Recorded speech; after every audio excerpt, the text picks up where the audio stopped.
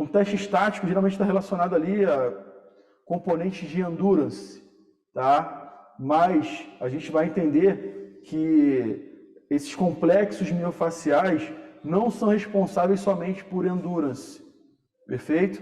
Eles são responsáveis por outros elementos que muitas das vezes os indivíduos são expostos a maior risco de lesão, não acontece em situações de endurance. Geralmente são em situações de movimentos abruptos, de situações onde ele precisa gerar muita força, onde ele precisa gerar muita potência. E pelo fato do foco ser tão consolidado no endurance, na resistência, na hora de montar o programa de treinamento, a gente não entrega o que ele precisa. Então, se a gente conectar nossas ideias aqui, os testes do Stuart McGill são testes estáticos.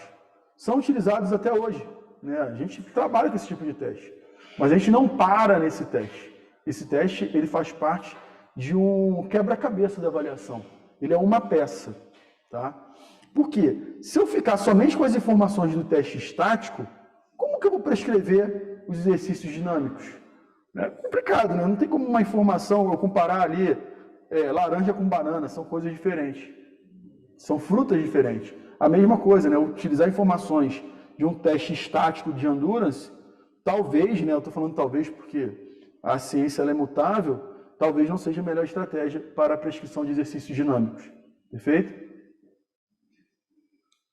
Valorizar os elementos não modificáveis. Nós temos elementos modificáveis e não modificáveis. Não modificáveis, a anatomia do indivíduo, a genética, né? A princípio é não modificável. A morfologia óssea do indivíduo, a morfologia articular, são elementos que você não vai modificar. E as pessoas ficam valorizando isso. Ó, tá vendo? O seu joelho é assim, a sua coluna é assim. Esquece isso. Vamos começar a valorizar os elementos que são modificáveis. Então, o que é modificável? O estilo de vida do indivíduo, a prática de exercício, o tipo de exercício, os objetivos do treinamento. Isso são coisas, a alimentação, a composição corporal. Isso são coisas modificáveis, que ao longo do processo de treinamento eu tenho que valorizar. Porque são esses elementos que podem nos ajudar a equilibrar o efeito dos elementos não modificáveis. Perfeito? A comunicação, como eu falei, né, a gente não valorizar ali, né? E aí, está com dor hoje? E o tipo de abordagem, né? Será uma abordagem unidirecional e reducionista? Para os nossos alunos, a principal mensagem do nosso curso é mudar a concepção como a gente vê o processo de reabilitação. Certo? Para quem está chegando agora da turma nova, ou para os nossos alunos antigos, ao longo do processo das aulas, vocês irão perceber que a nossa proposta é ampliar o nosso olhar para o ambiente da lesão, certo? Então, uma abordagem unidirecional, geralmente o termo já diz, né, vai em uma única direção. Eu olho para a lesão, penso que só existe um fator que determinou aquele processo catastrófico e vou em direção a ele. Contudo, vocês já perceberam que um evento catastrófico de lesão ou de disfunção, ele depende de múltiplos fatores. Então, não tem como a gente ir em uma única direção. Eu tenho que deixar todos esses fatores à mostra para mim, conectar esses fatores e começar a modificar os fatores que são modificáveis. E a interação desses elementos modificáveis pode, né, desencadear um resultado interessante sobre os elementos não modificáveis. Tá? E isso contempla, né, também, né, essa abordagem direcional, ela está ligada àquela visão reducionista que tanto a gente fala nas nossas aulas, né, uma visão cartesiana de achar que um elemento, né, um fenômeno é explicado ou acontece por um único fator, certo?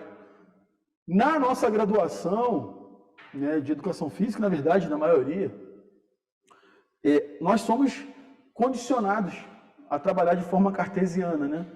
Então, a gente Ah, isso aqui aconteceu por isso. É dessa forma que as coisas se conectam. E, na verdade, isso é uma visão muito quantitativa, né? Baseada em números, em métricas. E a gente acaba deixando de lado as questões qualitativas. Quando se fala de fenômeno biológico de ser humano, a gente não pode ter uma visão exclusivamente cartesiana. Ela vai existir, a visão quantitativa? Vai. Mas é muito importante trazer também as questões qualitativas. E isso a literatura científica já está sofrendo algumas modificações também, tá? É engraçado porque se você pegar, por exemplo, eu vou sair um pouco do ambiente das lesões, tá? Então, fiz um estudo com um corredor, com um nadador, tá? De 50 metros. E aí, dentro desse estudo ali com alguns nadadores, se eu for olhar as métricas, não teve diferença com o treinamento, tá? Então a gente vai lá, faz a estatística, média, desvio padrão, e infelizmente, Haroldo, esse seu treinamento não teve diferença significativa. Isso de acordo com a métrica. Mas, se a gente for olhar, né, para cada nadador, supondo que esse nadador aumentou ali, melhorou seu tempo em 0,5 segundos. Você vai falar, pô, Haroldo, isso aí não é nada. Mas, às vezes, numa final olímpica, isso pode ser a medalha. Então, de forma quantitativa, às vezes, né, com base nesse olhar cartesiano, a gente não perceba essas diferenças. E olhar com qualidade em cima dos números pode ser, às vezes, um recorde olímpico, ou então o momento que você vai melhorar a qualidade de vida do seu cliente ali no ambiente de reabilitação e redução de risco de lesões. O treino. Eu usava muito um termo que a gente tem que treinar movimento e não treinar músculo. Mas eu deixo bem claro para os meus alunos, né? O meu objetivo é sempre continuar aprendendo. E eu não tenho essa questão de ego, de não modificar o meu discurso, de não dar um passo atrás para depois dar um passo à frente. Então, eu modifico um pouco esse meu discurso hoje em dia, tá?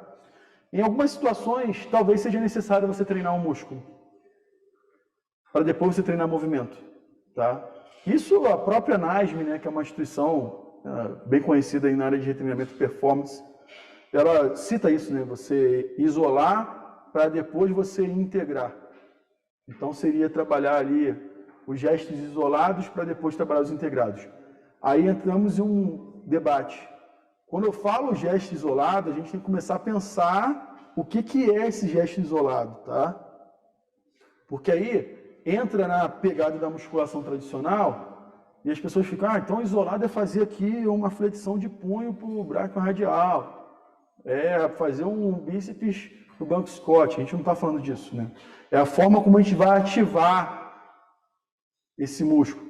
Até porque a gente precisa desenvolver a questão intramuscular primeiro, para depois a gente desenvolver a questão intermuscular.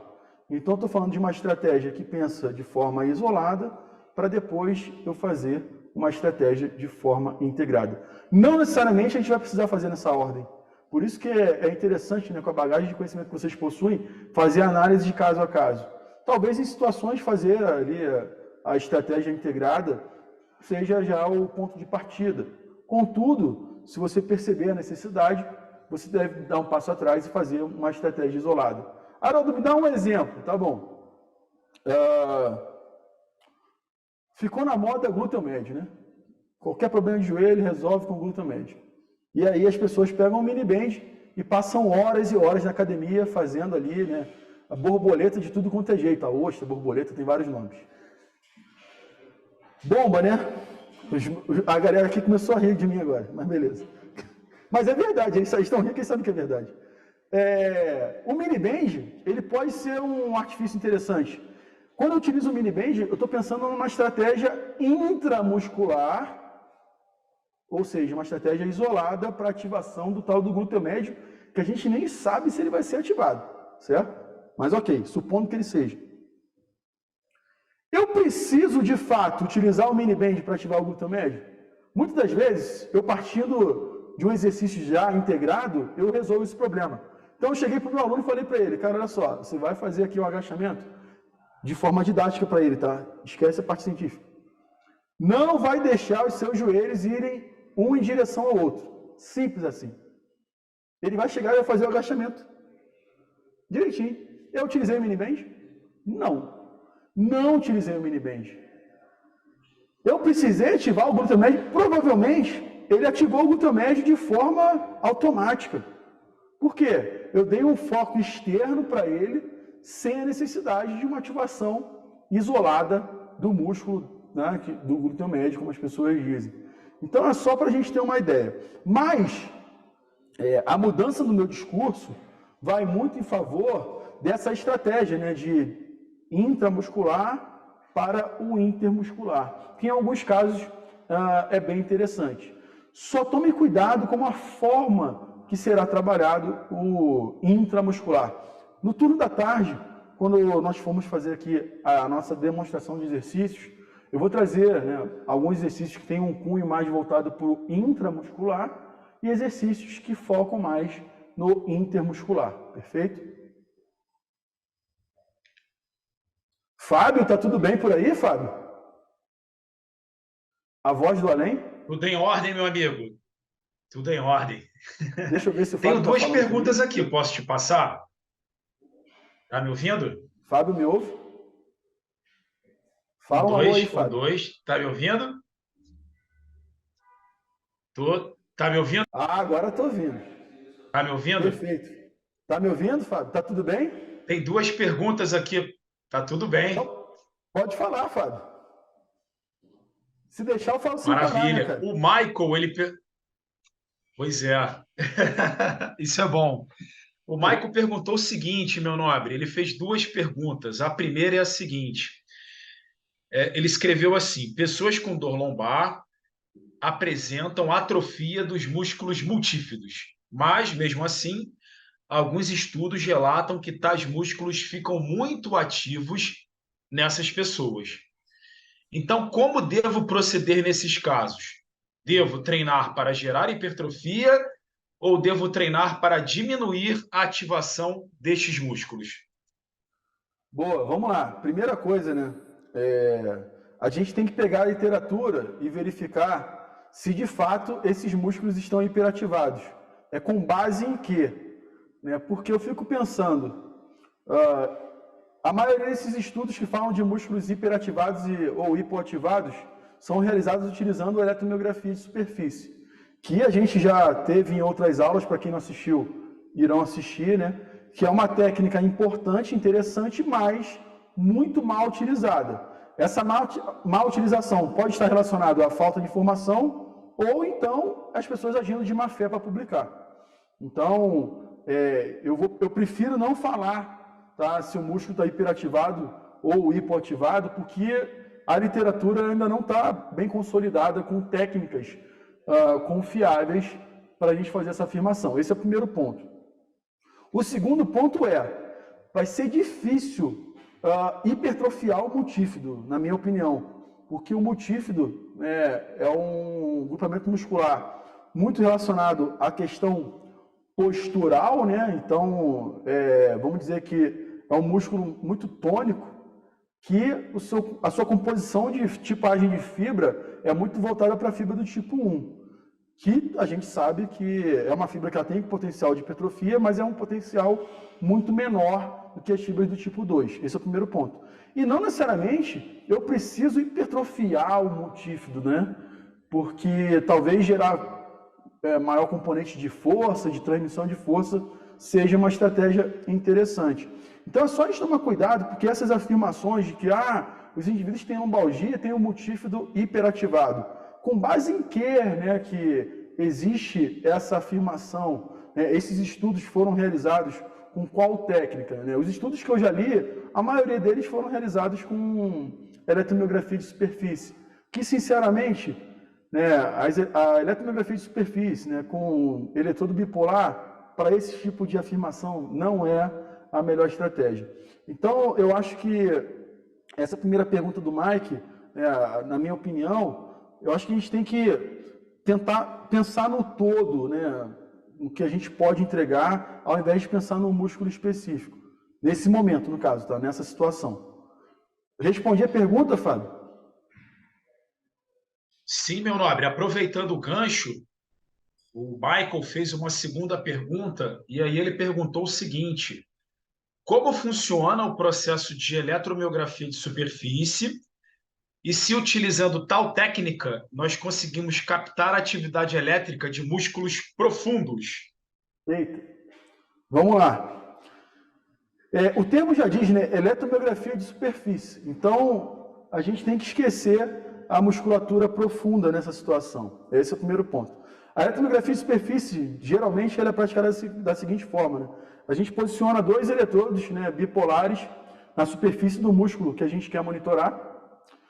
Esses eletrodos, eles captam o sinal, né, da atividade muscular naquela região. Esse sinal ele é transmitido para um equipamento analógico que transforma, né, esse sinal analógico em um sinal digital. Tá, Haroldo, então eu consigo pegar a atividade muscular, pelo menos de músculos superficiais? Também não é assim que funciona. Por quê? O eletrodo ele tem uma área de varredura. Eu gosto de dar o exemplo do guarda-chuva, certo? Quando está chovendo, a gente pega um guarda-chuva.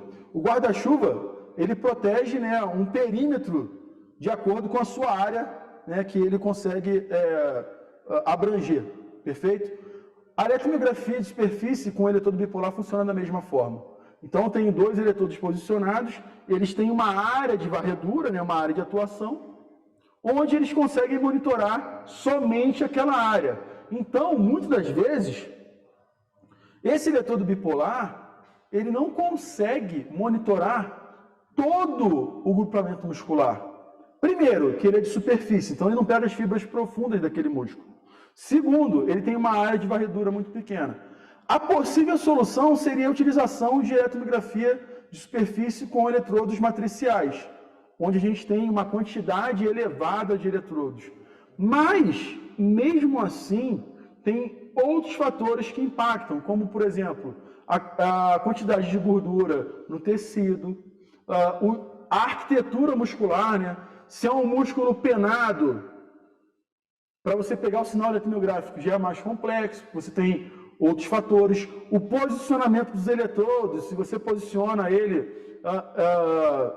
sem você analisar a zona de inervação, isso também vai impactar na qualidade do sinal. O crosstalk, né, que é você achar que está captando o sinal de um músculo e acaba captando o sinal de outro músculo que está ali mais próximo.